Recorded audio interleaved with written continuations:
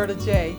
Come on into my kitchen with me today. I'm going to do another part to the small kitchen gadgets. Now, I don't know if knives are considered a gadget, but you need them. You need cutting things in your kitchen if you're going to have a well-stocked kitchen. So we're going to start with the smallest. Now, these are knives that I use regularly. If the blade happens to be like 3 to 4 inches, a little bit less, they're called paring knives. And these are the two that I use. Now, a paring knife, if you can think of small things that you have to do, that's what you would use a paring knife for. I've watched chefs take a paring knife and cut the ends off of a large onion before they actually cut the onion with another knife. You can use I use it for doing apples, peeling apples, potatoes, if you don't have one of the other items I'm going to show you. But a paring knife is very versatile, but it's also very small.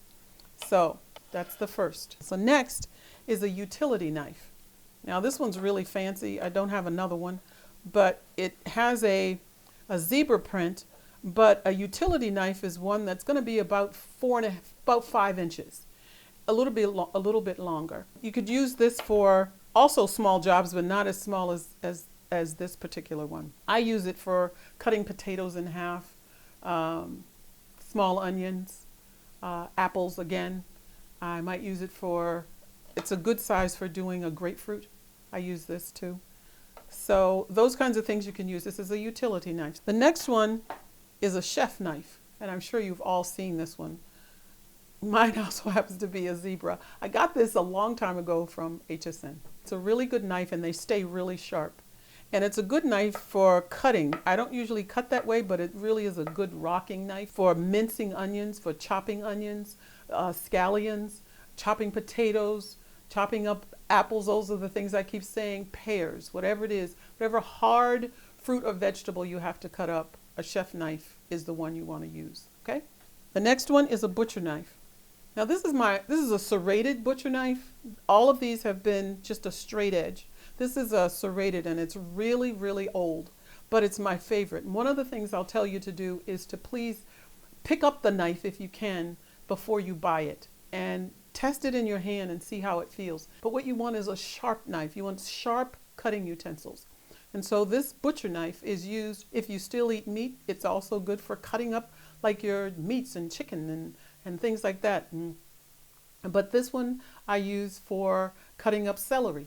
I use it also for cutting up, especially like butternut to squashes. I use this one. You could probably use this, or the utility knife, but this is my favorite, so I use it a lot. Okay, so this is called a butcher knife. Now there's some other things that you can use. One of which, a pair of kitchen shears. These kitchen shears are by Zwelling, J.A. Hinkle, and I know that's a lot to remember. I'll put their name down below so you can see it. You can go to their website and look at what they have, or look anywhere on the internet for them. But these scissors are probably, I would say probably about 25 years old, but they are still sharp. I haven't sharpened them very often. I think I've taken them a couple of times to be sharpened, but they're made of stainless. Most of these blades, all these blades are at the cutting edges anyway, on these two as well. But these are so wonderful. I use them for one thing. I used to use them for a lot of things when I was a meat eater, but now I just really use them to cut up dry fruits, especially cranberries and raisins.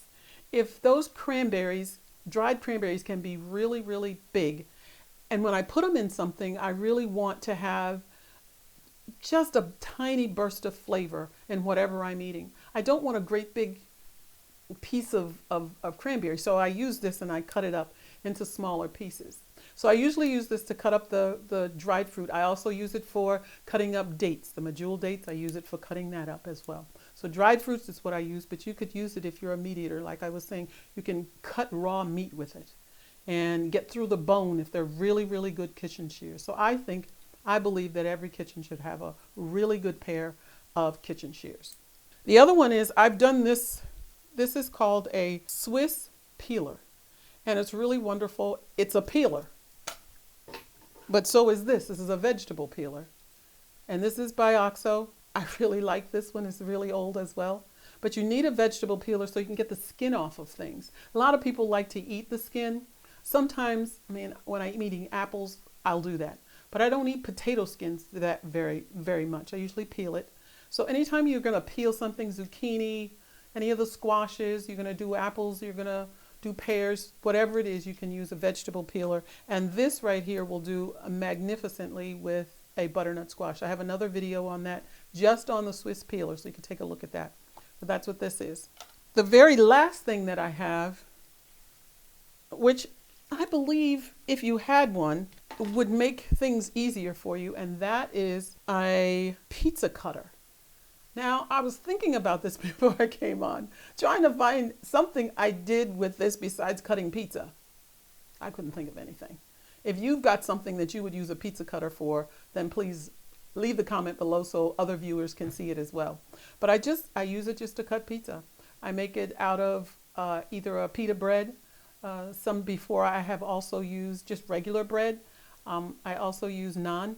So this one is by OXO. It doesn't come with this guard, but I did have this guard. This is a guard from Pampered Chef. And so it happens to fit this OXO one, and I just keep it on so that when I go into a drawer, into the drawer with these knives and cutting utensils, I don't cut myself. But that's the last of them. So, a quick review: a pizza cutter is very handy. Is it a necessity? I don't really think so, but I think it's helpful. A vegetable peeler, I believe this, or a Swiss peeler, I think these are very much necessary. So a necessity with this. I use the scissors just because I've had them before when I was a meat eater, so I still use them now as a vegan. A butcher knife, absolutely. Get yourself a really good butcher knife and make sure that the blade is stainless, okay? A chef knife, perfect. You could use this as well. This is a utility knife. And then I have 2 paring knives used for small tasks in the kitchen.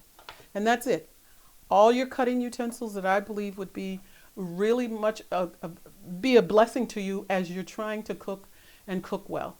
You'll be able to chop and cut and peel and do all those things and slice all those things that you need to, okay?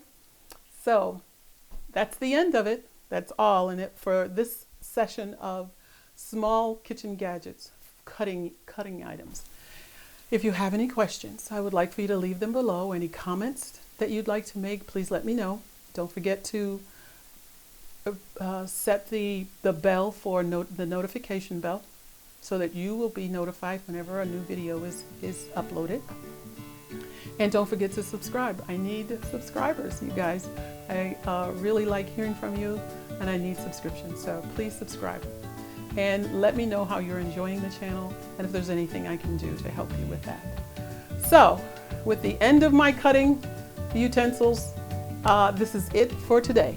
But you come back again and we'll be talking about something else, and maybe even doing a recipe, okay? So, bye for now.